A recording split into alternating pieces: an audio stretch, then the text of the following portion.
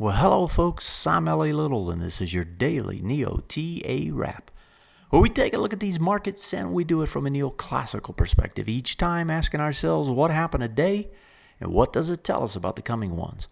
I do this show 4 times a week, every Monday through Thursday. It's broadcast at or before 10 o'clock Eastern Time. It's archived on YouTube, and it's under the channel L.A. Little. If you haven't subscribed, please do. I push content every evening, also during the day. If I push it and you're subscribed, you're going to get a notification. It's the best way to keep up with what's going on. Tell a friend about us.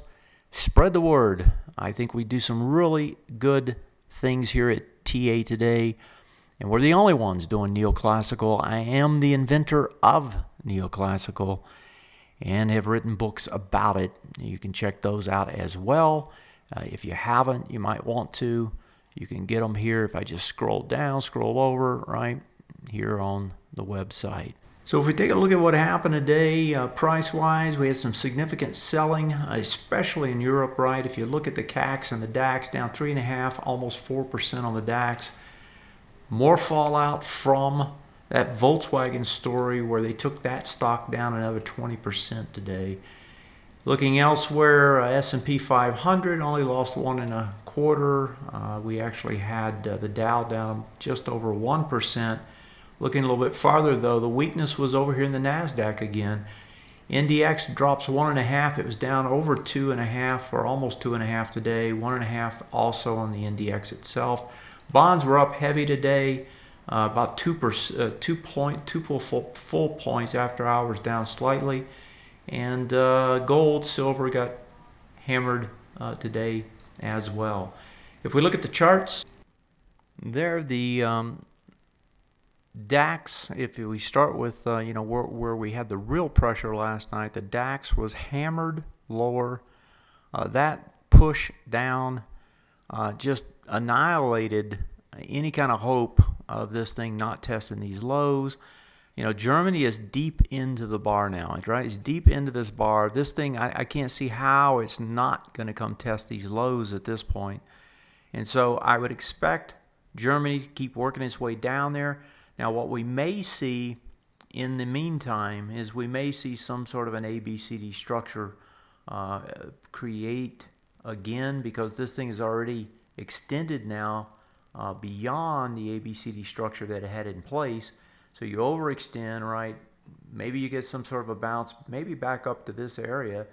And so that the way that one would look, if we draw it in here, is that you'd get something off of this now with a bounce back up into here potentially, and then that would take you down and make some new lows and break this out. Now, if you come straight down, there's a pretty good chance this will hold the first time because you got a lot of volume there. If you get the bounce back up and then come at it, you may be able to simply break it back down, right? Because you won't be, neoclassical is interested in how fast things move. It takes, one of the faults of classical TA is it doesn't take into consideration speed, the speed of a decline or the speed of an increase. Right? These are large price points we're looking at here. These are not small. And so these moves, like today's move in Germany, almost 4%.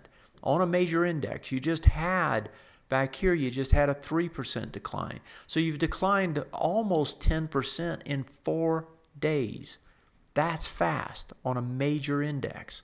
When you get that kind of a fast decline, sure, it can continue, but it's going to have a hard time continuing, and especially a hard time of breaking out some low with a lot of volume on it, right, after that kind of a move. So if you want to be bearish, right, you actually want this thing to bounce. You want it to come back up a little bit, maybe even come all the way back to this high, right, and then set up another ABCD structure, right, that would take you back up. If we pull this up a little bit higher, right, take you back up, right, to actually break this thing, to actually break it down. And so, to me, that's the way markets move. And in neoclassical, we take that into consideration, and you can see how that kind of a setup actually can be stronger than a direct move down, right? These kinds of angles do not continue that long. They can't. They're just too steep, and they simply don't. Looking at the CACs, CACs basically the same thing.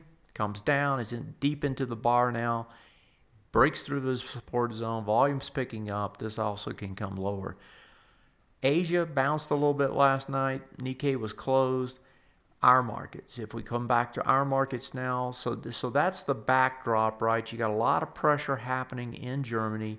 That pressure is pressing the dollar higher, and it's also making our markets jittery. So if we come back and look at the S&P 500, now the S&P 500 also has expanding volume tonight. You can see it here. That expansion in volume accompanies a push down, right? But it doesn't mean anything. I mean, there are, let me say it this way. There are people that will watch like average volume like this, right? And they'll look at this average volume and they'll say, okay, well, the volume here today was about average. The average volume doesn't mean anything. What matters is what you're coming into, right? It matters at the levels, what kind of activity took place at those levels. And so you're looking at a swing point low here, volume not that big on the swing point low, you hit it with more volume. Okay, that means you're probably going to try to break it down again. But it's not just the swing point low. There's also a level right here where all the volume was expended on this big move to the downside. And that volume is the one you have to focus on right now. And so when I see volume here like it is, this coming into it, and volume comparatively between those 2 points, right? You don't see the volume expansion, gonna be hard to break it down. More than likely, you're gonna get a bounce out of it. That bounce gonna take it back up, right? Do some sort of an ABCD structure. If I look at this resistance zone, which is the congruent area between these two big bars, that looks like an ideal place to try to bounce to. And then you can get the next move to the downside. Something like this taking place in conjunction with something like that potentially taking place over in Europe could set the stage for a test of these lows in our market and a break of those lows over in the European market. If we look elsewhere, NASDAQ about the same, although the NASDAQ did not do the test, it didn't test into anything, got close. Lows here about 47.16, the highs of these bars 46.94. So you didn't quite get into them, so it doesn't really give you much information other than the fact that, you know, just on a comparative basis, right, these volumes a lot higher than what you're coming in there with. Same thing on the NDX, doesn't tell you much either. And if we look at the Russell also doesn't get into anything of significance. These bars here would be the congruent area you'd be looking at.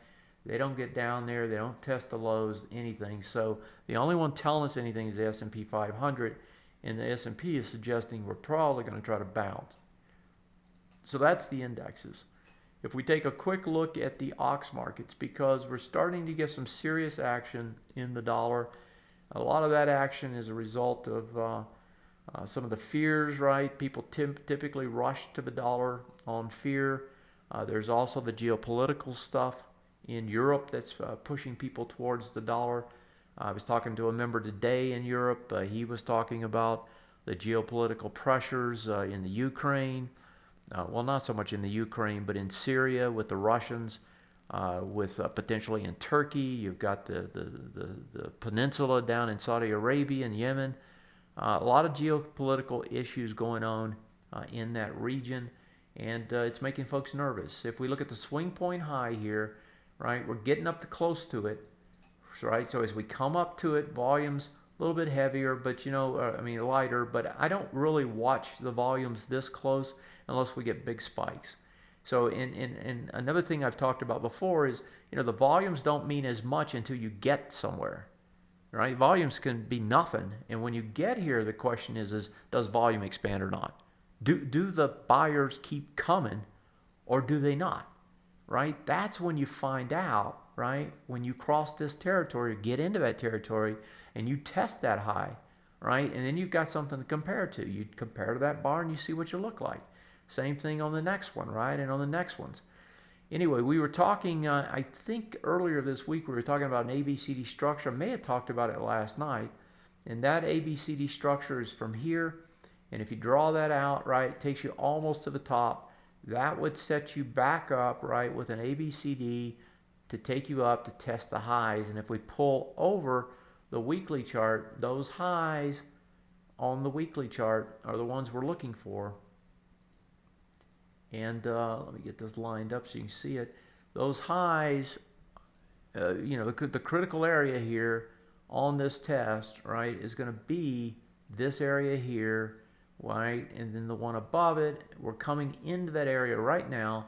And as we come into that area, the question is can you get over it? If you do, you'll test those highs, slingshot buy them potentially, and then set up a test of the ultimate highs. If this dollar starts to take off again, and I know I showed this last night, and I'm reminded now because I was talking about the, you know, in the classical TA world, you know, I'm sure they're drawing flags off of this thing, right? But, you know, a move out of here that projects higher, that's going to be an issue, right? It's really going to be an issue if that happens. So we'll see how that plays out. But the dollar is gaining strength, and I think as it does that, people are going to perk up their little ears and their eyes, and they're going to really start to worry a little bit. I'm going to flip through a few others I didn't get a chance to look at today. Oil, nothing really there. Bonds were up 2 full points like I talked about earlier. Pretty good rise there. Still in this range, though. I don't know if bonds are telling us anything yet. Let me go over and see what the euro and the yen look like. The euro was down pretty hard coming into its swing point low here, and the yen actually was going the other way, and that's going to put pressure on the Nikkei as a result. Yeah, just hanging up there. Finally, let's go to the sectors real quick. Sector-wise, you know, we had a lot of pressure in the IBB yesterday. It was one of the few sectors that had not been hammered yet. And if we pop in there and take a look at it, there we have, looks like a pretty good spike down with some volume into this bar pretty good. Did that get back above that? Well, 337.56 and did not. So yeah, that looks like it could actually come down a little bit more. It is a doji though, so and it's broken a swing point low, is negative. Yeah, even if this bounces, it's not done to the downside. I saw the home builders getting sold off again today. They test into a swing point low, break it. They test another one, hold it. Let's quickly look at a couple others. The stocks, they were all down today. I'm just curious how bad. If they broke swing points, they did. The stocks did. Let's see. If you don't mind, I'm going to flip through them real quick to see what they did. So you got a break here on the XLB. Almost a break on the XLE. XLF doesn't quite break, almost. Number there is 2267. Oops, no, the low is 2250, and you got to 2263. So that one still hasn't broken. XLI. On the XLI, we've got no break there. It's coming down towards it, though. XLK. Technology, testing the lows. XLP, that one looks not too bad. Still holding up. That's a lot of dividends there people still like. XLU, that one doesn't mean much right now. XLV coming down, but still a ways away. And he's going to try to test that swing point low. And finally, XLY. And you got volume expansion on the XLV. XLY, not too bad. So sector-wise, not too bad. Actually, the sectors tend to support what the S&P is telling us, and that's telling us that more than likely we're going to see some sort of a bounce attempt tomorrow. The problem is, I don't think it's going to go very far. I think you're going to get the bounce, and then you're going to set up the ABCD structures to take these markets most likely even lower. That's it for tonight's wrap. Thanks for joining me as always. I appreciate it. You tell a friend, tell two, tell them what I do. I'm LA. This is and was your daily NeoTA wrap. Have a great night, and I'll see you next time. Good night.